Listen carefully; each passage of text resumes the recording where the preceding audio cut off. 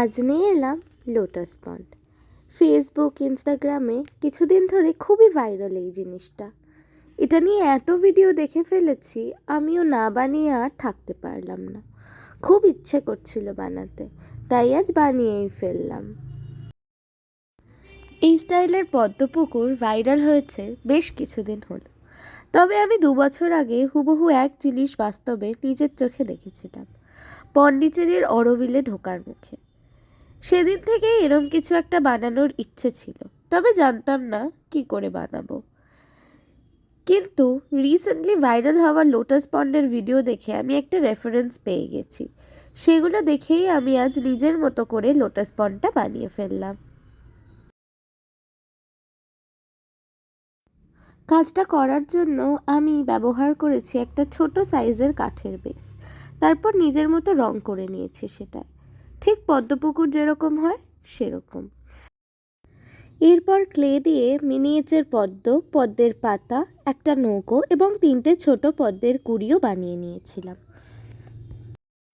তারপর সেগুলোকে রং করে নিয়েছি অ্যাক্রিলিক কালার দিয়ে। যেহেতু ছোট কাজটা খুব মাইনিউটলি করতে হয়েছে।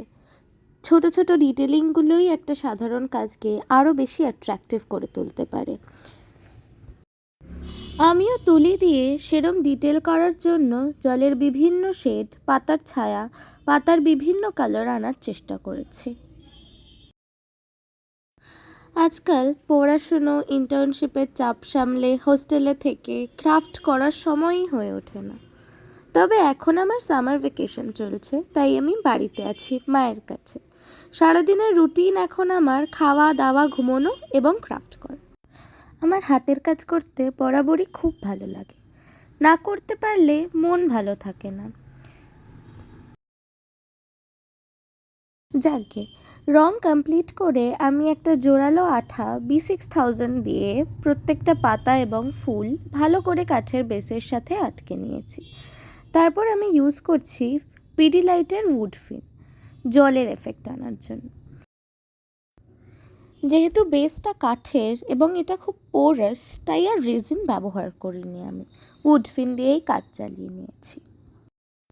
তবে জলে উডফিন ইউজ করলেও ফুলগুলোতে আমি ডেকর ভার্নিশ ইউজ করেছি, খানিকটা মডপজের মতো, যাতে আরেকটু রিয়েলিস্টিক লাগে জিনিসটা। গোটা কাজটা করতে আমার 3 দিন সময় লেগেছে।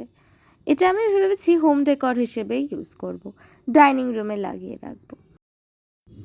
বেশ অনেক দিন পর ক্লের কাজ করে আমি মেন্টালি খুব স্যাটিসফাইড।